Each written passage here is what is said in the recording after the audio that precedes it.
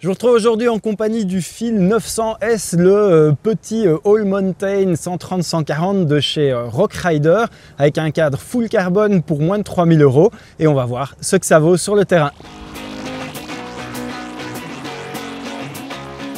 Rockrider est vraiment au top depuis un petit moment en cross-country avec son team, mais aussi avec les nouveaux produits qu'ils ont présentés, et sur des débattements un peu plus importants. Par contre, tout reste à faire et le défi, il va être relevé par ce nouveau Fil 900S.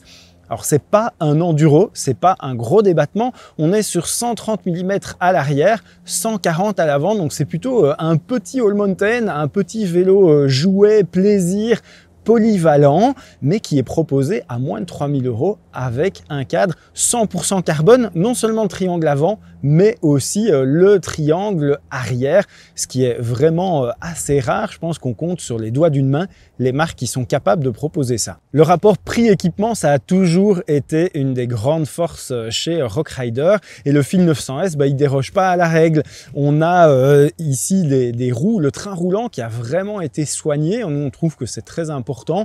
On a les Mavic Crossmax aluminium avec des pneus Vittoria haut de gamme également. On a aussi les suspensions de chez RockShox avec la Pike à l'avant, le Deluxe AR à l'arrière. Alors c'est les versions basiques, on n'a pas beaucoup de réglages, mais si on veut des choses plus pointues, si on veut la finition ultimate de chez RockShox, on peut aller sur le modèle juste au-dessus, qui est 1000 € plus cher, avec aussi une transmission un peu plus haut de gamme. Ici, la transmission, c'est du SRAM NX mécanique, c'est l'entrée de gamme. Ça fonctionne correctement, c'est pas foufou, mais on a tout ce qu'il faut. On a aussi la tige de selle télescopique, grand débattement. On a les freins SRAM G2 à 4 pistons. Bref, pour le prix, on en a quand même pour son argent. Il nous reste à voir ce que ça vaut sur le terrain.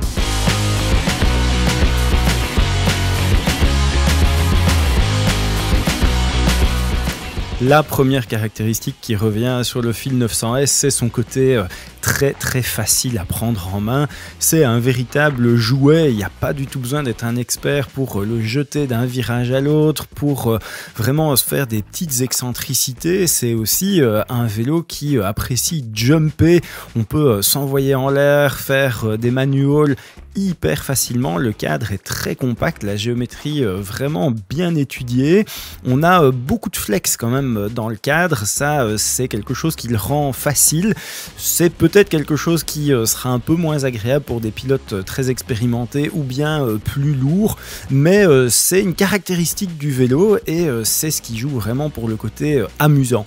Et en montée, ça a été aussi une très belle surprise. Il fait 14 kg, mais au final, ça reste quand même un vélo qui est très vif, très nerveux dans les relances, qui a un super bon grip au niveau de la roue arrière. Ça rend les ascensions assez faciles. Puis dans l'ensemble, on a vraiment un super bon rapport prix-équipement. Pour 2999 €, on a des excellentes roues Mavic en alu, des très bons pneus Vittoria, vraiment très performants.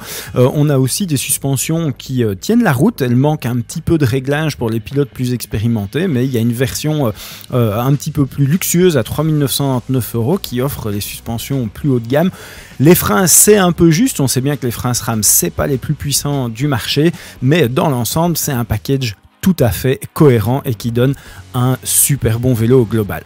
Si vous voulez en savoir plus, retrouvez le test complet sur votejomag.com. Puis si vous appréciez nos vidéos, abonnez-vous. Moi, je vous dis à très bientôt pour de nouvelles aventures. Ciao!